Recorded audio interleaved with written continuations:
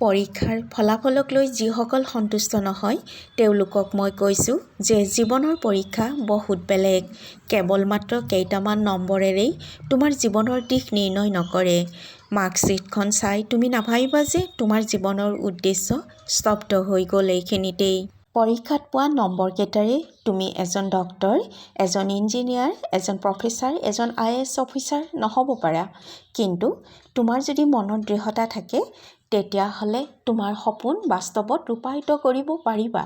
মাথোন তুমি ভবা সপোনৰ পথটো বেলেগ হ'ব পাৰে।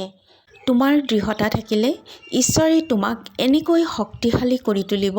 তোমাৰ যিসকল বন্ধু doctor, engineer, professor, IAS officer তেওঁলোকৰ সমান্তৰালকৈ তোমাৰ জীৱনৰ মাপকাঠি হ'ব অথবা তাতোকৈ উচ্চ মানদণ্ডেৰে জীৱন জীয়াবা।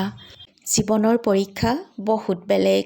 হতাশ নহ'বা, দৃঢ়তা ৰাখিবা, আগবাঢ়ি যোৱা, সদায় হাঁহি থাকিবা। শুভেচ্ছা থাকিল।